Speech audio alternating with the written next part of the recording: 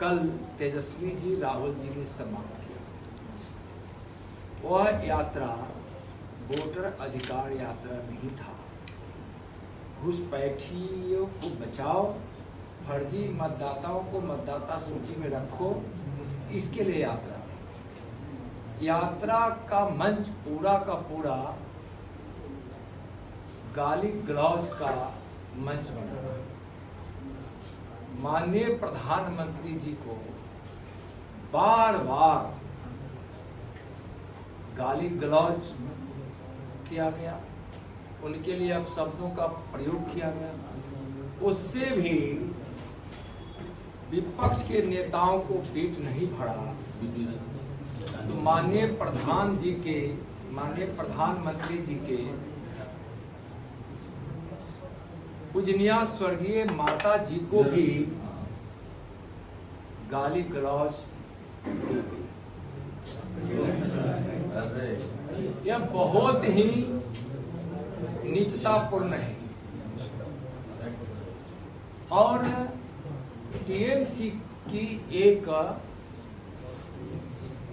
सांसद द्वारा गृह मंत्री जी के सर काटने की बात कहकर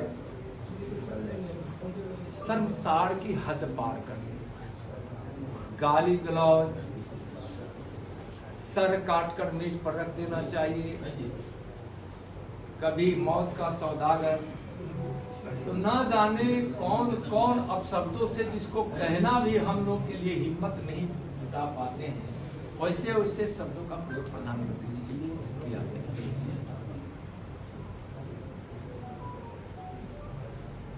प्रधानमंत्री जी के पूजनीय माता जी के विषय में हम सब जानते हैं कि जो एक माताओं में एक आदर्श माता है। इससे सभी माता होती है, ममता और महानता की प्रतीक होती है, लेकिन वह गरीब माता जिन्होंने नरेंद्र मोदी जी जैसा एक गरीब के मसीहा को जन्म देकर इस भारत माँ को सुपुर्द किया, जो बचपन में अपने बच्चों को पालने के लिए, पेट भरने के लिए दूसरे के घर में बर्तन धोती थी, काम करती थी, पानी भरती थी, वैसे माता को गाली दी गई।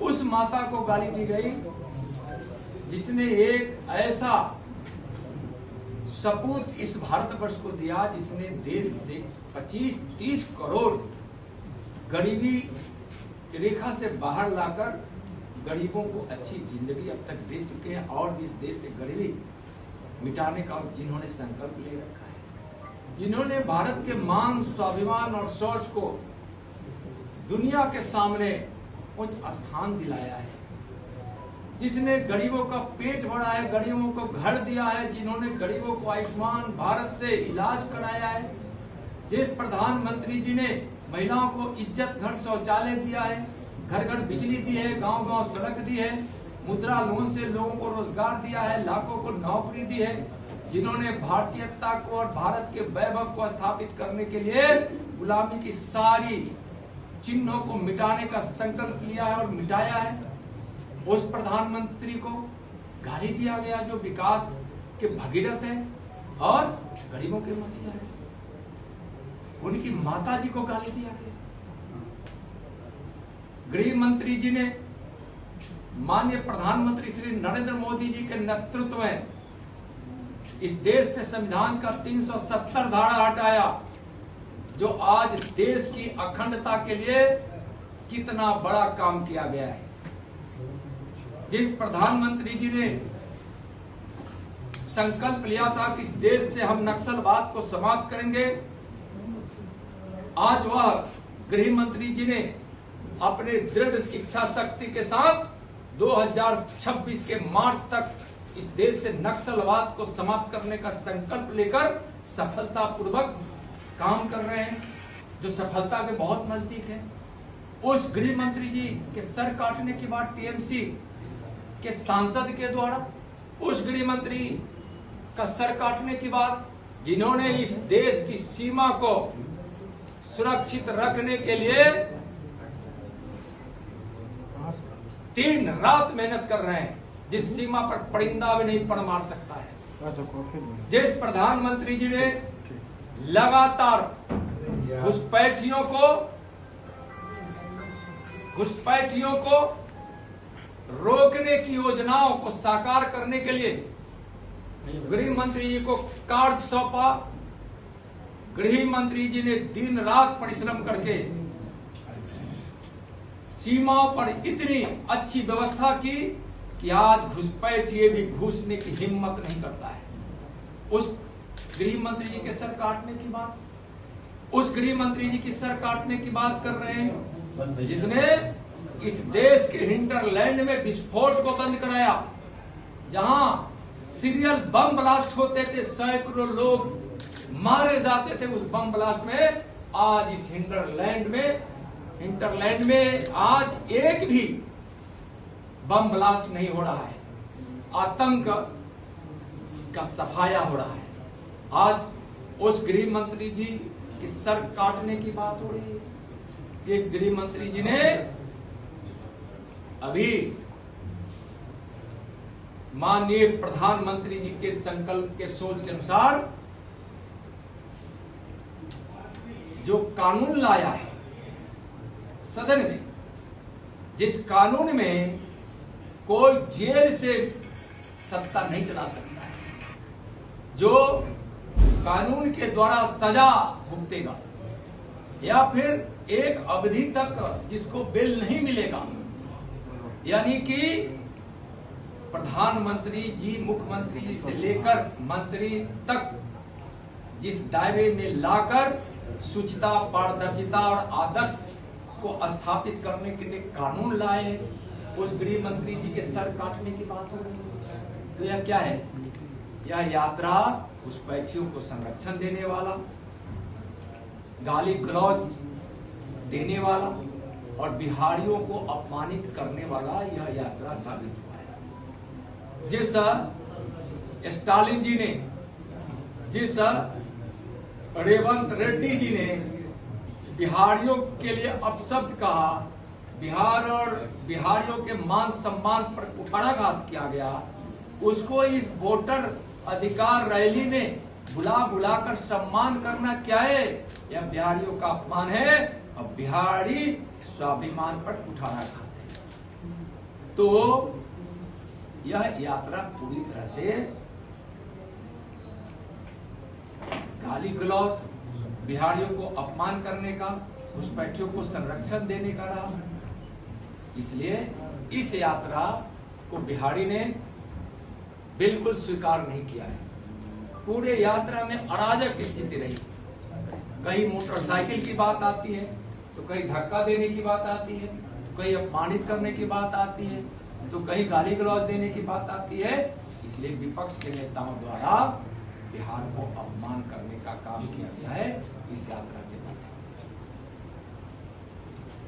बर्बाद कर देती है जो भी।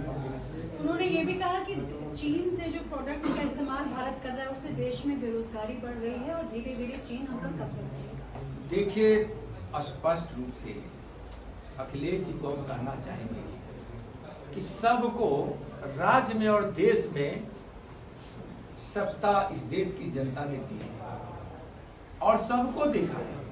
फिर तीसरी बार श्री नरेंद्र मोदी जी को प्रधानमंत्री इस देश की जनता बनाई है, तो जनता तो समझ रही है ना कि कौन बर्बाद कर रहा है, कौन आबाद कर रहा है। गरीबों को घर सबसे ज्यादा किसने दिया? शौचालय किसने दिया? एमएसपी किसानों को किसने दिया? किसान सम्मान निधि किसने चलाया? आयुष्मान भारत से इलाज किसका हुआ? मुद्रा लोन से रोजगार किसको दिया गया? गरीबों को घर किसने दिया? गांव-गांव सड़क किसने पहुंचाई? घर घर बिजली किसने दी? आज उद्योग को बढ़ावा किसने दिया? आज निर्यात किसने बढ़ाया? ऑपरेशन सिंदूर के माध्यम से आतंकवादियों को सफाया किसने किया? आप बालाकोट स्ट्राइक को भी देख रहे हैं, सर्जिकल स्ट्राइक को भी देख रहे हैं। पहले हमारे देश की सीमाओं को सुरक्षित रखने के लिए जवान के अधिकार भी छीन लिए जाते थे, तो उन जवानों को पूरा अधिकार सीमा की सुरक्षा के लिए किसने दिया जो पहले नहीं दिया गया था? आज गरीबों की जिंदगी में अच्छी जिंदगी जी सके इसलिए योजनाएं किसने लाई? देश से 25-30 करोड़ गरीबी किसने मिटाई? किसने मिटाई? जात पात के आधार पर राजनीति करने वाले, जो कभी विकास से मतलब नहीं रहा, अखिलेश जी, तेजस्वी जी, लालू जी, राबड़ी जी या राहुल जी या उनके पूर्वजों को वह इस देश ने देखा है। इसलिए अगर आवाज भारत जिंदाबाद अगर किसी के साथ है तो हम मोदी के साथ है, बर्बाद उन्माद तुष्टिकरण किसी के साथ है तो यह सपा कांग्रेस आरजेडी कम्युनिस्टों के साथ। कि भारतीय जनता पार्टी ने इस देश की संप्रभुता, इस देश की सीमा की सुरक्षा, लोगों की सुरक्षा माननीय प्रधानमंत्री श्री नरेंद्र मोदी के नेतृत्व में 14 वर्षों में जितना बेहतर है उतना कभी नहीं था।